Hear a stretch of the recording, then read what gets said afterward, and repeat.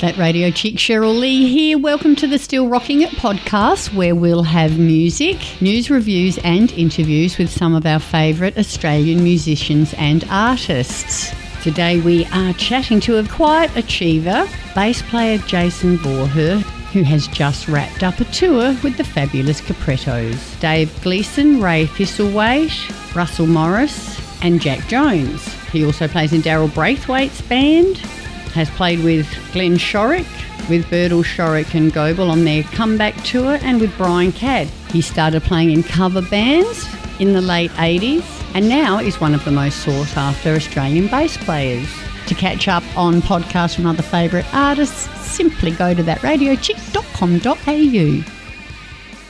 You're with Cheryl Lee, and I'd like to welcome into our Zoom room today Jason Vorherr. Welcome, Jason. Thank you for joining us. Oh, my pleasure, Cheryl. Thanks for having me. You've got a great career to talk about going backwards and a great career to talk about going forwards. But what if we go right back to the very beginning for a moment? When did you realise that the bass was your instrument? When did the passion kick in? It would have been at high school because I was playing saxophone in the school band, and we were playing music that wasn't of our time. We were playing like 1812 Overture and all these things that young people, weren't really into. And I walked past the music room one lunchtime and I could hear these kids in there on electric guitars and drums, and they were playing Eagle Rock. And I got so excited. I'd never heard anyone play that before. So I walked in, thought, can I have a jam with you guys?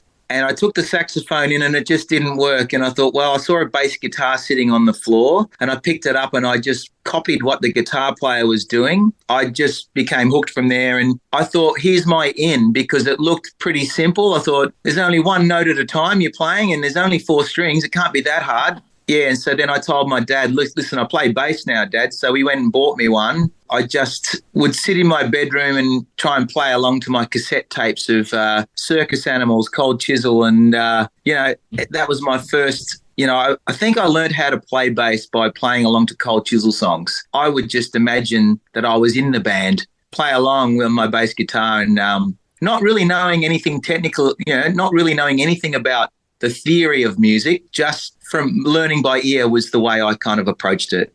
I love that. Well, for a start, being an Adelaide girl, you have to be a Cold Chisel fan. But also, it was a little bit of a fluke. What if there had been, a electric guitar there instead of a bass? Would you be an electric guitarist now? Probably not, because electric guitar, it looked too hard. And I saw all the different shapes of the guy and, and the chords. I'm going, I don't even know what that is, whereas the bass, it was like, you just got to put one finger there. I can do that. Straight away, I could, even as a 14-year-old, I looked at it and thought, I could do that. It looks pretty easy enough for me. So most bass guitar players started off playing guitar, whereas I'd started on the bass. And then as the years went on, I just would ask the guitar player in the band, hey, how do you do that chord? And then I'd sort of pick things up. But I've never really been ambitious as a guitarist. I'm happy to have, other guys do that. And I've been fortunate over the years that I've pretty much worked with some of the best players in the country, Never would I have dreamt of doing that. I think that's the bonus of choosing the bass guitar, is that you're always going to get a gig. So because no kid wants to play the bass, it's the boring instrument up the back. But they all want to play lead. That's right. So I loved it. And, of course, during the 80s, that slap bass was a big thing, the funky kind of slapping and popping. And I would try and pick that up because that seemed to be really exciting. And it would have been bands like the Eurogliders, for argument's sake. There was a lot of that popping and slapping going on in their music. So, I'd try and emulate that as well. So, because I was a massive and still am Australian music fan, my whole family, we would sit around the television on a Sunday night, as everyone did, and watch the ABC Countdown. And my brother and I was 6 years old and my brother was 9. We'd watch Countdown and then we'd go to our bedroom and I'd have a tennis racket and he'd have drumsticks. We'd reenact John Paul Young, and I haven't told too many people about that, Cheryl, so, no, but they captured our imagination. I do love that. So it must have been meant to be, Jason, that when you walked into that band room, there was a bass just sitting there waiting for you. It sounds like serendipity. Is that the word? Absolutely. And like I said, it was my in, And the rest is history. Yeah. You are listening to Still Rocking It, the podcast with Cheryl Lee. We've talked about our love of Countdown. We've talked about our love of Cold Chisel. So I think the only song we can play is the song that Cold Chisel played at the Countdown Awards when they wrecked the stage. We won't say any more about that. My Turn to Cry from the East album. And we'll be back to chat some more to Jason Vorherr after this.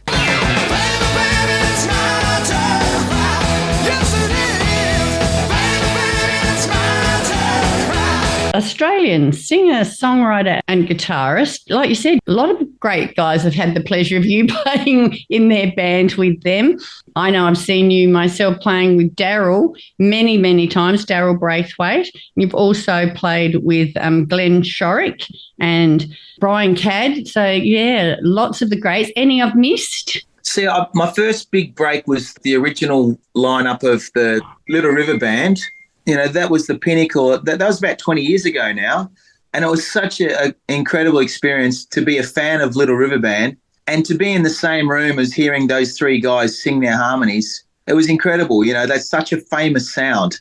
And I was fortunate enough to be asked to be the fourth harmony whenever they needed a fourth. In songs like Cool Change, there'd be a fourth harmony and Graham Goble would say, oh, can you sing this part? So I learnt so much through that experience. Never had to rehearse that hard in my life. So, and now through that whole experience, once they trust you, this guy's going to learn the songs properly. He's going to turn up on time. I think your name gets put around. And so other people, you get asked to do these corporate gigs where you're backing these Australian artists and you might do one or two songs each from each artist, but you get to meet them along the way. Like how I met Russell Morris and Brian Cadd and Ross Wilson, James Rain, these sort of guys that you get to perform with. And being such a Australian music fan, I'm up here going, what am I doing here with my heroes? And then you got to keep it together and go, well, I've got to be professional here. I'm actually in the band. So, but that's one thing that's never really left me, Cheryl. I still feel just like the fan, every time I'm up there. I mean, even just recently with Ray Thistlethwaite, who, like, I was, when that Thirsty Merc album came out, the first one, I loved it. I thought, wow, these guys are ace.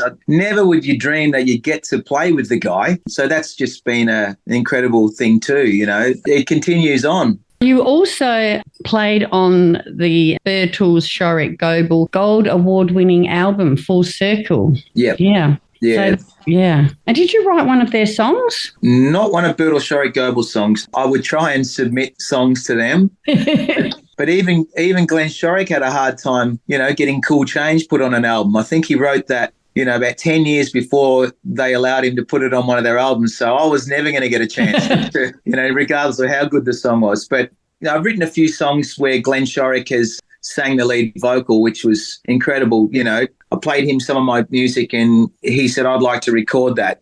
There was one song that was on his solo album. I don't think it was as well known, but it was called Rise Again. And 2016, and you wrote the title track. That's right, yeah. But that was just, hanging with Glenn and just playing in my music. And he goes, oh, do you mind if I record that? It was as simple as that. You're not going to say no to someone like Glenn Shorrock, who I consider probably the greatest voice that I've played with in Australia. He's so effortless in the way that he performs and sings. He's such a funny little man too. I love him. His voice is just beautiful. I know that he's amongst the musicians that I've met, he's well regarded. He's one of the absolute greats. I love that you're like a fan. I just can't help it, Cheryl, and the thing is I don't get out to see many gigs because I'm always working. So getting to actually work with these people is like going to see them perform, I just happen to be on stage with them, Still Rocking It podcast with that radio chick, Cheryl Lee. Well, there's only ever one song that we're going to play here, Rise Again, the title track from the Rise Again album, written by our very own Jason Vorherr for the great man himself, Glenn Shorrock. Back to speak some more to Jason shortly. Hi there, this is Glenn Shorrock. You're listening to Cheryl Lee and some of my music. Now you can rise again. Now you can rise again. And also having worked with people like Russell Morris, who, my mum's a massive fan, when he rings me, I get excited and I look at my phone and go, wow, Russell Morris is ringing me, I get excited thinking he wants to book me for a gig. And all he wants to talk about is Richmond Football Club, So, so I think that's even better. So I've got a fellow Tiger Nuffy mate in my own band. I didn't know Russell was a Richmond boy. Oh, yeah. He may say that I'm a crazy, mad Richmond supporter, but he's as mad as I am. Don't worry about that. I can't remember whether it was Russell or Glenn, but one of them told me that you were in the airport and Richmond lost a final, and being so passionate you had tears in your eyes. I think that's a big exaggeration, Cheryl. I am passionate and I love my footy, but I just look at it for what it is, Yeah, I know. It's not life and death. It's much more important than that. I remembered being at the 2019 grand final when we won the game, and I was at the game and they played the Richmond theme song, and then they did the lap of honour, and then they played The Real Thing by Russell Morris over the system at the MCG, and then Russell rings me on the phone and I'm going, this is so surreal. I've got Richmond who's just won a premiership, Russell Morris is just ringing me and they're playing The Real Thing. This is amazing. So that's awesome. We have just seen you performing with Russell here with the symphony orchestra. Oh, yes. That was amazing. Just takes those songs to a whole new level. Certainly does. Well, David Hirschfelder's arrangements of those songs were so well suited because, sometimes when you just put a rock band with an orchestra, it doesn't always come off, His songs certainly worked, like songs like Rachel. With an orchestra, that's just so beautiful. And, of course, Sweet, Sweet Love and The Real Thing, songs like that. They just work really well with the strings and the horns. And to be sitting on stage in amongst an orchestra, the sound is like three-dimensional. It comes from all around you. I never get to experience that. Very special thing to be asked to be a part of. I'm so proud that it could be done for Russ because he really deserves it. There was footage taken and, the whole concert has been filmed and recorded, and I've been lucky enough to have a bit of a look. And I really hope that they release it as a DVD. I'm not sure whether DVDs do get released anymore, but people who missed out on the concert would love to see it because I think it's probably the pinnacle of his career, in my opinion, The storytelling is one thing that a lot of people wouldn't be aware of with Russell, how each song is so different. He's got such an eclectic sort of taste. And it was a great sort of journey through time. Oh, yeah. It was well curated. There was a guy called Tim Schwert. He got hold of Russell's whole catalogue and he chose the songs. So there was a couple of tunes that people would never have heard, but he just sort of thought, no, I think these will work. So Russell graciously sort of took a backward step, stepped back from that, didn't control it, let the people who were good in those areas do their job. And I reckon that's one part of why it was such a success. Yes. And did you get to sing a song, Jason?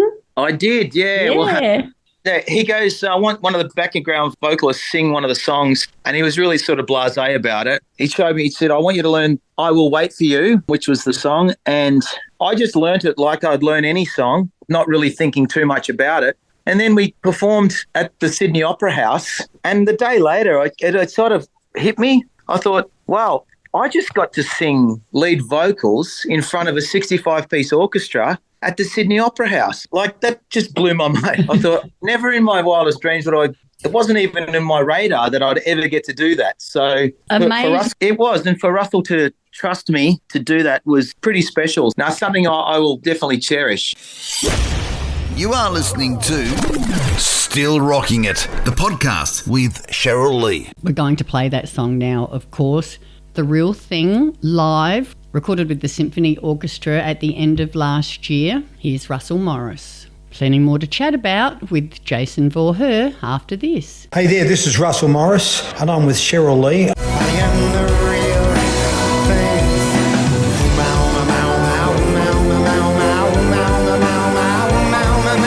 And you know where else I've seen you sing someone else's song recently? Was on Rock the Boat. Yeah. Filling in for Jimmy Barnes. Wowee, yes. that was quite surreal and quite amazing to be able to get up there with Jimmy Barnes's band they're like a freight train, those guys. So well drilled and so well rehearsed. Well, I've been friends with Danny Spencer for a while. He's the lead guitarist. I've done duo gigs with him over the years. And I kind of suggested once we found out Jimmy wasn't going to be on the boat, I ran into him and I said, mate, if you like, we can do All For You, you know, because I really love that song. And, you know, no pressure. If Mahalia's she'd rather not, I'm cool with that. But I just put it out there. And I didn't hear anything other than that. And then I was watching the James Morley band, ready to get up and play bass with them for a couple of tunes. I get a text message, oh, Mahalia wants to rehearse with you right now. So when Mahalia says go, I jump, you know. So that was an incredible night. When Mahalia says go, everybody jumps, Jason. Oh, yeah. No, even her dad. Oh, yeah. No, she's fantastic. She's amazing. She is a powerhouse. And I think she won a lot of hearts that night. Like, people wouldn't have realised how amazing she is. You know, she was singing some of those Chisel songs and you'd swear it was a young Jimmy Barnes. Exactly. Yeah. I was telling everybody how great she is. Now they believe me. You remember Jimmy went, you know, Cold Chisel around the East album, you know, around 1980, like where Barnesy's voice, it was a bit younger. And she had that same tone. And it was... and also other singers. John Stevens was just amazing. You could tell he was just so happy to be there too, and he gets an opportunity to sing these songs, you know. So, and that was what it was like for me. And yeah, once again, just to be up on stage with that band was incredible. You know? Yeah, it just blew us punters away, I must say. Still Rocking It podcast with that radio chick, Cheryl Lee. Well, I wish I had Jason's version of All For You to play you, but I've only got front row iPhone footage, unfortunately. So we're just going to have to make do with Cold Chisel from the Best of Cold Chisel All For You album of 2011. The title song, written by Don Walker, All For You.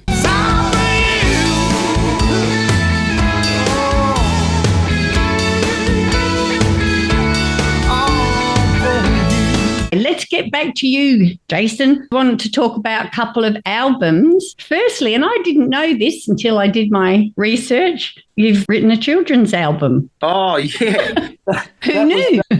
Yeah, well, you can't find it anywhere because I haven't put it up on Spotify. Yeah, it was over 20 years ago. I was approached to a show for these special kids. I said, what do I do? They said, just play Wiggle songs and kiddie songs. And luckily, my son at the time was 3 years old, so we were listening to a lot of Wiggles. So I knew the songs pretty well. So I did that gig, and then one thing led to another, and I thought, well, I should just write my own kids' songs. So I did that, and no, that was a pretty positive experience for a few years. I kind of thought I'll hang up my children's entertainment boots and hand it over to somebody else. Some memorable memories of my wife in a kangaroo suit jumping around the stage. Visions that I'll never forget, you know. Oh, awesome. If ever you do sing a Wiggle song and you need BVs, yep. 5 kids, I'm your woman. I still remember every word of every song. Like, get in your head. That was a long time ago now. It's my first sort of foray into writing songs. Let's talk about the 2022 album, Living in the Suburbs, drawn from your personal experiences growing up in suburban Melbourne. Yes. Yeah, well, it was written all around the time of the when we weren't allowed to go 5 kilometres from our house during 2020. So I would walk my dog around the streets. And one day I took my dog off the lead on the footy oval, and this guy came out and told me off, right? He was only a little poodle. He wasn't going to hurt anyone. Anyway, so I got home and I was kind of peeved off, and I started writing this protest song about not being able to take your dog on the footy oval. It turned into a song about my suburb, and I kept going with it, and I thought, wow, this is actually not bad. It was in the Australian country music style. And I sent it to a guy called Greg Champion, who's a well-known Australian songwriter, because I thought it sounded like what he does. He encouraged me to keep going. He said, keep writing, do a whole album of those sort of songs. Because it was during COVID and I didn't have to work, or I didn't have to think about work, I just put all my energy into that. And it was such a great, I mean, it wasn't a great time for everybody, but for me, it was great to be productive and creative. So, yeah, I had a lot of fun doing that album, and certain songs gained a little bit of traction. That song in particular I'm talking about, it's called Upway, and it's the suburb where I live now. And Macca from the ABC, Australia All Over show, apparently he plays it. And every time he plays it, people ring me up and say, oh, I heard you on Macca. So he must have a big audience. And then another song got on the Channel 9 News, which was just bizarre. So that sort of traction, you just don't expect you're ever going to get. The challenge has been since then is to come up with more songs. So that's what I'm trying to do at the moment is still write from personal experiences, which is the only way I can kind of do it, I guess. It's been described as a charming look at suburban Australian life with a country folk style and compared to the likes of Paul Kelly and Michael Waugh. So that's pretty nice comparison. Absolutely, yeah. Well, Michael Waugh, when I played my Upway song to Greg Champion, he said, wow, it sounds like what Michael Waugh does. And I'm going, what? Who's Michael Waugh? So I went looking for Michael Waugh and, oh, my God, that guy would have to be one of the greatest Australian songwriters that not many people know about, but they should. His lyrics are amazing and he's got the ability to make you cry and laugh in the one song. So I wished he didn't say Michael Waugh because then now I feel like I'm trying to copy Michael Waugh and, you know, so I'm not really. And Paul Kelly, well, I guess that's just maybe that the range of my vocal is probably down in Paul Kelly's range for those songs, you know. Still a great compliment. Absolutely. Yeah, absolutely. And I love the cover, the photo with the Holden. Yeah, well, around the time there was this artist from my local area growing up. His name's Craig Mackey. Anyway, Craig put this piece of artwork up and I go, oh, my God, that looks like my house where I grew up. And my stepdad had the exact same car, the old EK Holden. And I contacted him. I said, mate, I'm writing these songs about suburban Melbourne. Can I use that as my album cover? And he said, absolutely, you can. I love it. I really do. And I got CDs pressed and I would dearly love to get the vinyl done because the artwork would look magnificent. But I've ran out of CDs now. I've got to get some more pressed. But I've used other artwork of his on the back cover as well. And it's really special. I think it really suits the songs, you know. It does, I reckon. Is it a photo or is it a painting? It's a painting, yeah. Wow. It's a painting of a house in a suburb called Knoxfield or Scoresby. We did a film clip for the title track and I tried to find that exact house to shoot, and we found a house that looked similar, and I found a guy who had that same car. So I did a film clip called Living in the Suburbs, and it's me driving around in this old EK Holden, and it was so much fun. And I got everyone special in my life to be in the film clip, you know, all my family and my kids, my mum and my dad and my best mates growing up. So I'll cherish that film clip forever now, you know, because the cost of doing film clips is pretty astronomical. And these days you can just do them on your iPhone, you know. But luckily I had a mate who said, look, I'm studying to become a filmmaker. I'll do it for nothing. So I was so grateful that we could sort of do all that. The whole process was just amazing. It does cost a lot of money to record and produce your own record, you know. Yes. And you don't really get the money back these days, but it's not really about the money, you know. It's more about, you know, when people contact you and say that, wow, I loved your song, it means this to me and all that. That means so much, you know. So that's what it's kind of become for me. Can we find that film clip on YouTube or somewhere? Yes, it's on YouTube. I've got a few songs on YouTube. Excellent. Just under Jason Vorherr, I guess, Jason Vorherr Music or Jason Vorherr, you'll find it. And there's a whole heap of other clips for songs that I've got. Feel free to go and have a look. Awesome. So get onto the Googleometer and track some of those down. You are listening to Still Rocking It, the podcast with Cheryl Lee. The second song from Jason's debut album, Living in the Suburbs, about Upway. Here is Upway. We're going to talk some more to Jason straight after this. Up, way, way. That's where I like to stay. You can go walk your dog, just not on the football ground. I know you're a very busy man. One more question, if I may, if we've got time. Yes. Yep. And I might even know some of the answers to this question now, but when you're alone, driving in your car or wherever you listen to your music, what do you like to listen to? Right now, I've gone back to AC/DC Powerage. Yeah, I love that. You know, a lot of people don't like Spotify, and I'm probably one of those. But as a consumer, you can drive in your car and hook it up to Spotify, and you can listen to any album you'd like to. I've been listening to Wildflowers by Tom Petty and the Heartbreakers, Powerage by AC/DC, And also when I'm at home, we dug out the old record player and there's a great Jackson Browne album called Late for the Sky. We listen to that when we're sitting in our front room with a nice glass of wine or whatever, chilling out. So those are the records I'm listening to at the moment. Awesome. All good records. I think we've got quite similar taste, Jason. Oh, yes. One of my radio shows is called Up, Down, Under, which is obviously entirely Australian music, Aussie music fan as well. Yeah, well, some of the latest Aussie albums I've been listening to, the new Screaming Jets album sounds amazing. Not just because I'm playing with Dave Gleeson, but I was listening to it. The opening track's a killer. Yeah, so I'll rock out to that one a lot as well. The new Rolling Stones album is incredible too. Yeah, that's right. So just if you've got a quick minute, so what's it like? Daryl Braithwaite out, Dave in, so very different. How's it going with Dave? Oh, incredible. What a lovely guy. I've never met him before, but it feels like he's someone I grew up in the suburbs with. Like, it was like, wow, he could have been my mate. Like, we would have been mates at high school. I reckon we would have, you know.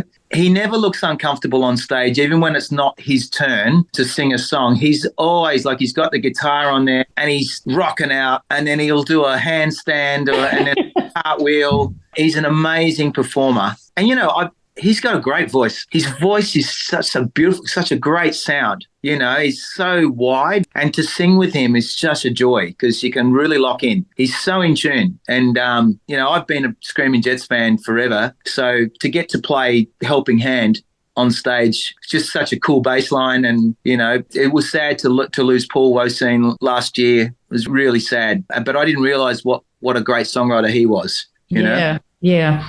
Dave lives in Adelaide, and you're so right.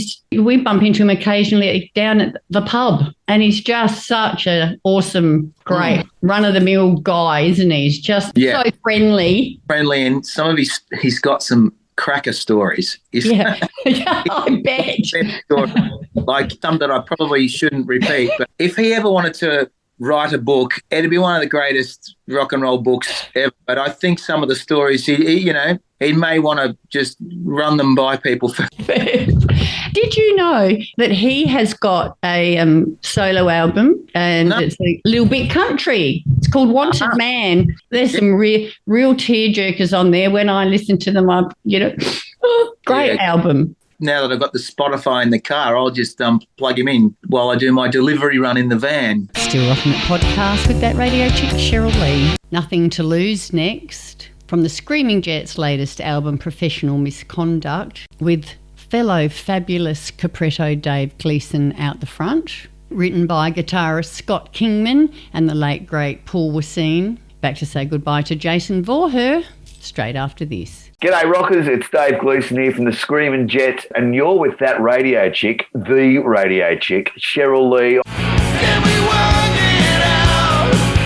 Got nothing to lose. Thank you so much for being so generous with your time today, Jason. It's been fabulous to have a good old chat with you. One more thing to say, go Richmond. Maybe not this year. We've had our fun, but who knows? You never know what can happen, can you? Footy, it's a funny game. You never know. You enjoy the rest of your day. Same to you. Thanks for the chat. That was great, Cheryl. Thank you. I've got you on Spotify now because I listened to your interview with Dave and Ray. Oh, yes. And the one with Rod Willis as well. Really, really good. My brother was a radio announcer. One of the songs on my album is about him. It's called Radio Show. It's about his whole career as a radio announcer and how he started off in community radio and went to the Pete Smith School of Voice in Melbourne and ended up working at Gold FM as a DJ. Unfortunately, he passed away when he was 39, but that's what all he wanted to do was be a radio announcer, and he ended up getting there. He had to travel and work in the country, like in the radio, like down Traralgon and down Hobart. It was a tough slog. When he eventually got a commercial job, he loved it, you know. I bet. I'm an accountant and I've come into radio in my mid-50s, so I'm a late bloomer. But, we do it because we just love it. We just love playing people music. I love listening to your show because you can tell you know what you're on about, and the questions you ask too, they're really good, and you can tell you've got a deep love for it. Thanks. Well, I think I'm following you anyway on your podcast. Oh. No doubt I'll hear this. Yes, absolutely. I had no idea that you did this. So next time I see you at a gig, I'll come and say g'day and all that. You just thought I was the crazy blonde chick at the front. No, did I speak to you on the Rock the Boat? I might have. I don't think so. I was just trying to stay away from all the Shenanigans. Usually I bring my wife on that thing, and I just went on my own this time. So I pretty much just laid low a bit, and probably a good thing because I didn't get. Did you get sick? No, and I was everywhere. And Yeah. I didn't get sick. Oh, well, sorry. I think I did leave with a bit of a cough, but Yeah. I wasn't unwell. Yeah, I was the same. But geez, I tell you what, I loved Kevin Bennett and Flood, and I loved Steve Balby, and the My Sex show was amazing. Yeah. Oh, I had I no just loved the whole lot, Yeah, it was great. Yeah, it's fantastic. So as you would imagine. I might see you on Rock the Boat next year. yeah, no worries. Good on you, Cheryl. Lovely Thank to you. speak to you. Ta-da. See ya. Bye. Still Rocking It podcast with that radio chick, Cheryl Lee. I'm going to leave you with the beautiful song Radio Show from Jason Vorherr's Living in the Suburbs album, dedicated to his brother, a fellow radio lover. From one day working the supermarket floor to next your own radio show. You're with Cheryl Lee, that radio chick. Thank you so much for joining me on the Still Rocking It podcast. Hope to catch you again next time. Get out when you can, support Aussie music, and I'll see you down the front.